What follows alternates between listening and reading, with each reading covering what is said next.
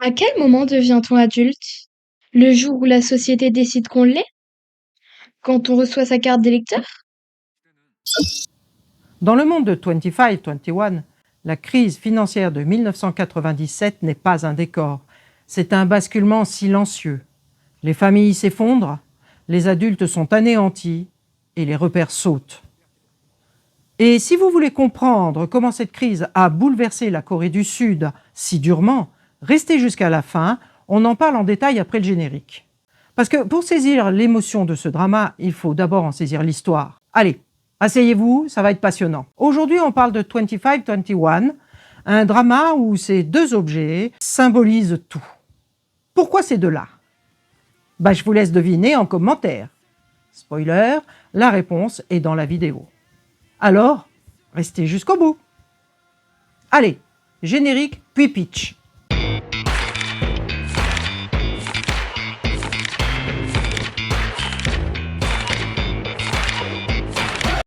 Naïdo veut juste faire du fleuret.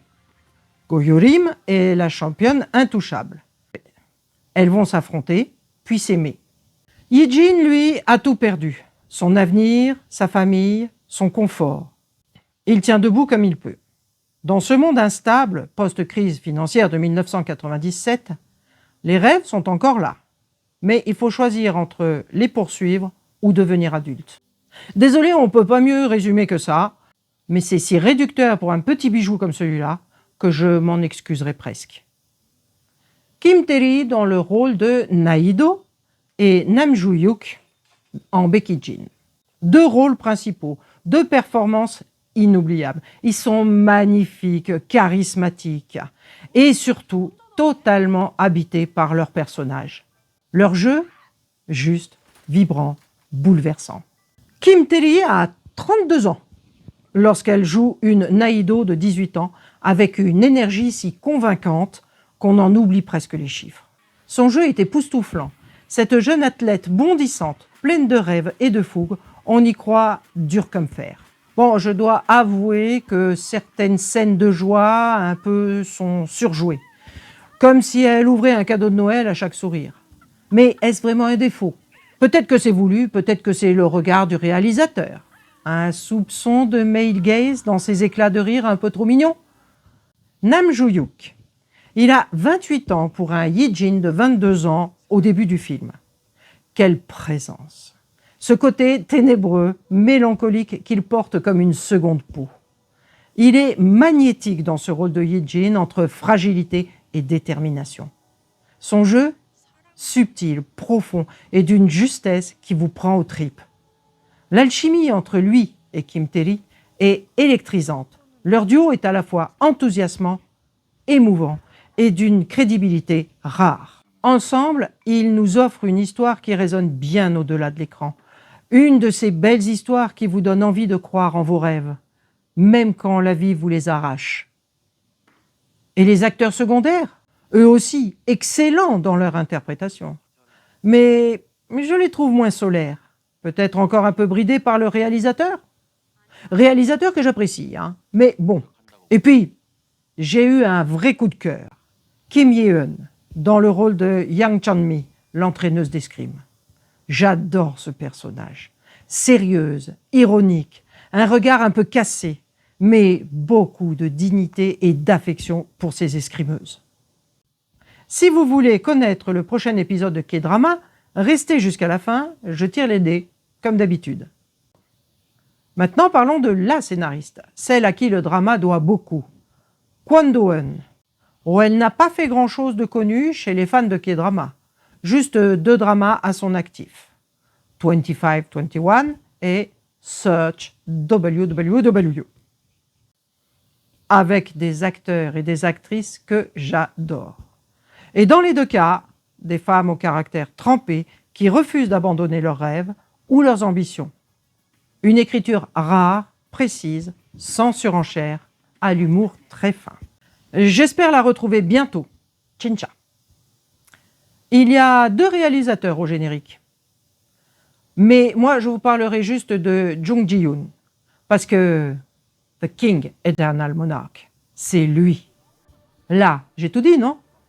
Ah non, pardon. Search WWW. C'est encore lui.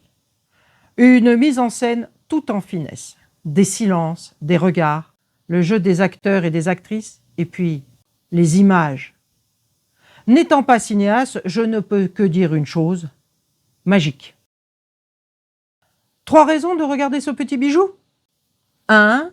Kim Terry, brillante comme toujours, aussi solaire que dans Mr. Sunshine. Même dans ses peines, elle rayonne.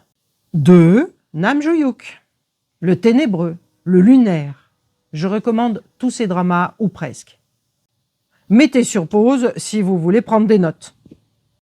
Si je devais en citer un seul, Weightlifting Fairy Kim Bok-soo. Il faut une 3e raison. Bon, alors le thème principal, la question centrale du film. Faut-il devenir adulte ou voler vers ses rêves? Il y a la romance de Na-hee-do et Ko-Yurim aussi. Prenante, touchante. La romance douce, Hee-do, Hee-jin, un arc-en-ciel. Pourquoi je dis ça? Ben, regardez le drama. Ouh, zut!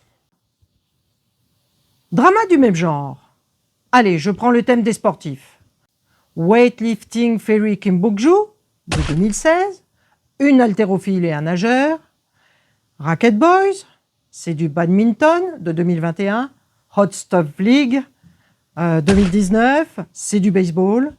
Run-On, c'est de l'athlétisme 2020. Fight for My Way, taekwondo. Et c'est gagnant, Netflix 2026, une équipe de lycéens rugbymen. Et voilà.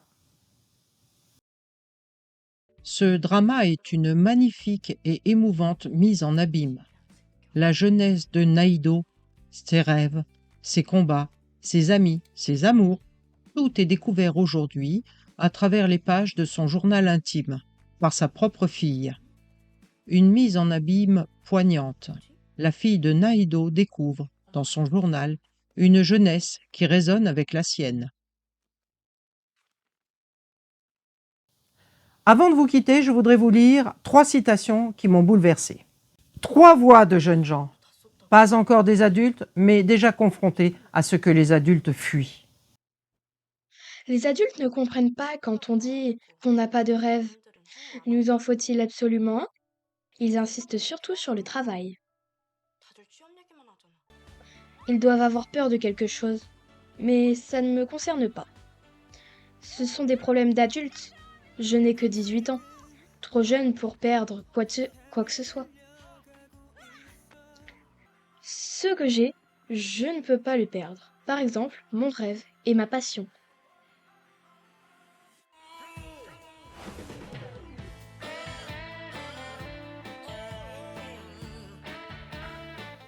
La crise de 97 maintenant, ou comment tout a basculé.